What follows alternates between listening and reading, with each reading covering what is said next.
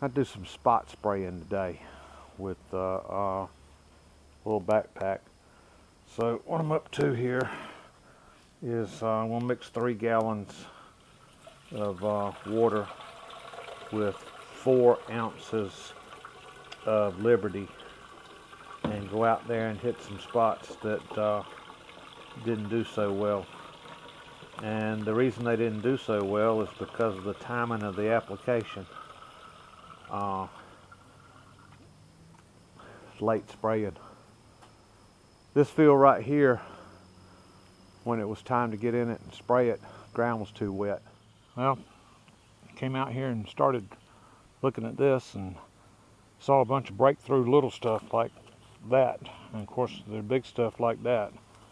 And I was going to the house after I finished that last spray tank, but this is the size water hemp that you can kill easy with this spray. It just takes a little dab and it'll do the trick. And then I walked up here. Ground looks fairly clean in here. There's a little bit of breakthrough down there. That was a real thick patch. And there's a little one right there. A little spray gets it. Sickle pod. And I got up here and I'm still in that zone where this stuff was so thick for years. And right here's another little thicket that's popped up of it. Now, first you're going to look carefully at that plant, which I've already done. There's no seed on it. It hasn't even started seeding. But to kill a plant that size, you see that plant's as tall as that wand, you got to drench it. And I mean start down at the bottom and get it wet and get every leaf on it wet. And this stuff will kill it. But if you just light mist it, it won't kill it. Alright, there's a little tiny one, just a mist will get that. Now, look at this. Dead stalk. Plant regrew itself right out of its root. It wasn't totally dead. So this time, we're going to get a drench on it. Every leaf wet. Every leaf on every stalk. And it'll go away from here. But like I said, this larger stuff, I've already looked at it, walked over it, and there's no seed on it. The ones that I have found seed on back in the back on a 6-acre field, I hand pulled them and carefully carried them to the tailgate of the pickup truck, where they were carried down into the forest where there's not enough sunlight for them to live and survive. But I am going to fight this water hemp. I'm going to win. And yes, it's hot out here and very dry. I'm not going to let this thicket get away from me. See a little stuff right there, a little there. Now as I wet it at the bottom, come on up it and get every leaf on it and you can kill it. Don't mess around with it. Kill it. You wound it, it'll come right back.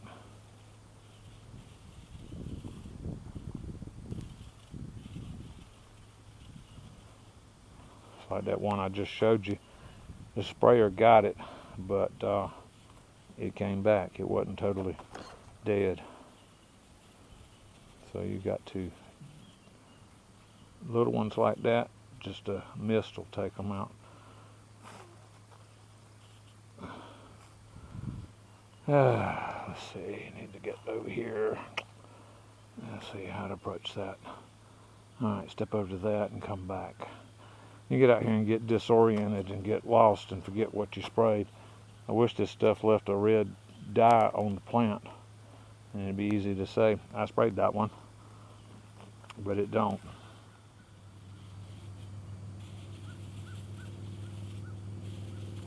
Notice some kind of insect eating water hemp. I wish he could eat faster. Or was more hungry. Or I had more of them.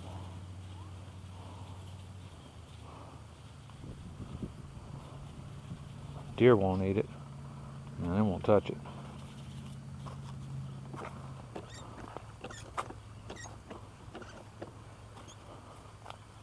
Okay, this is what I was warning you about. That right there, that's seed. Now it's very young, it's underdeveloped, and at this point if you take it off the plant it won't finish developing. But that was on the top, and that's one that I'm not going to chance ruining my herbicide, because if you spray that seed you ruin this herbicide program. I mean ruin it.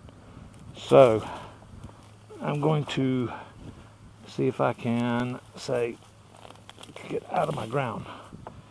Okay, and looking at it carefully here, yeah, it had started making seed in the top.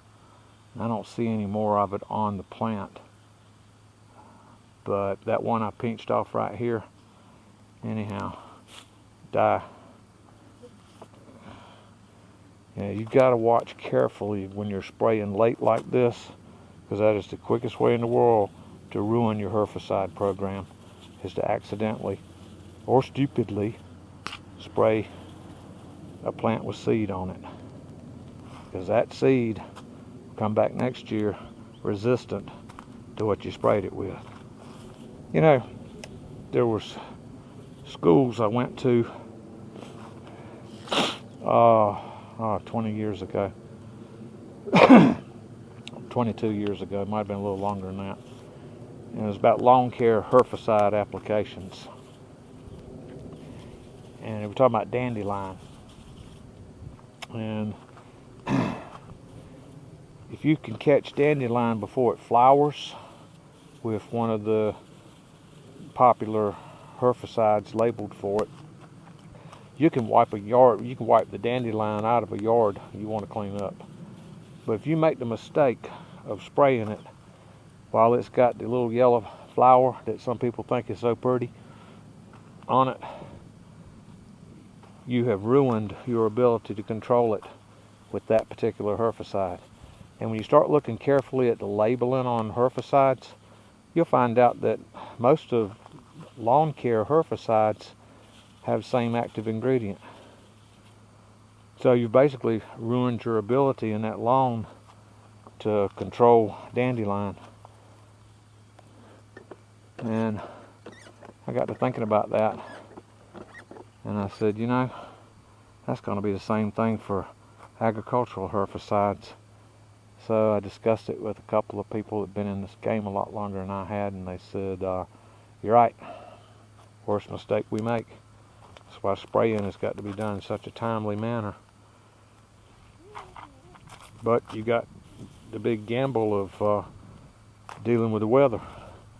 It's like a lot of people this year don't have nearly the crops planted that they would normally have planted because it wouldn't quit raining in their location.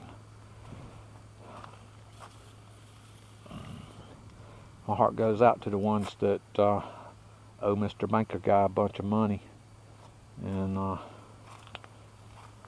without being able to get that crop in the ground, they're going to have to hold their head down and hold their hat in their hand and go talk to Mr. Banker guy and see what they can renegotiate.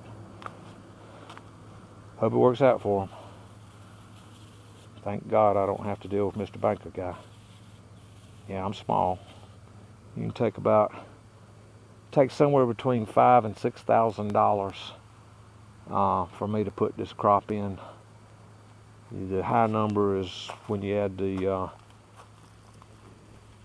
fertilizer and the lime into it that year. I mean, I had a lot of years, no fertilizer, no lime, did fine. Put in about $4,000 between the seed, herbicide, the diesel fuel, and whatever broke.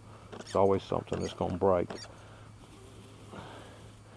And got all the money back that I put into it, and a little bit.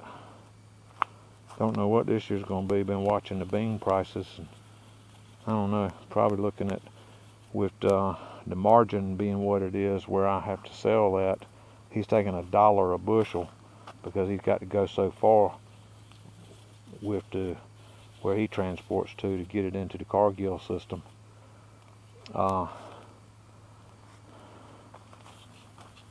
And I might be looking at a $7 bean this year. So I don't know, this year might be the first time I didn't get it all back, because I went hog wild this year. That fertilizer, and I mean, when you put 400 pounds to the acre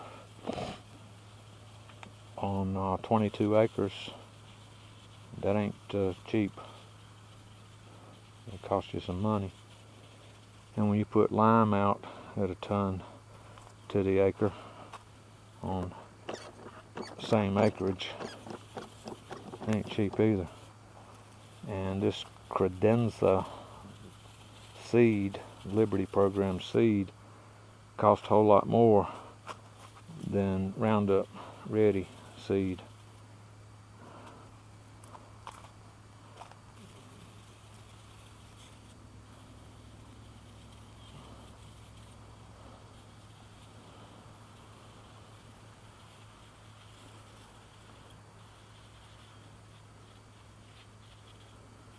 Whoa, yeah, backtrack and get that.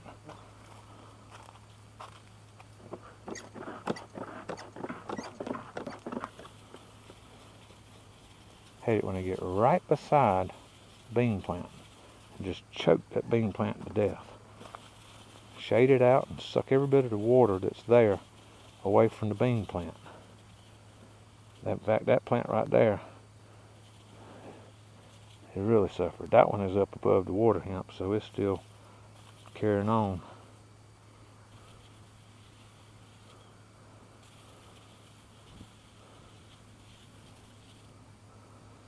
And there's a batch right there, going up there and get it.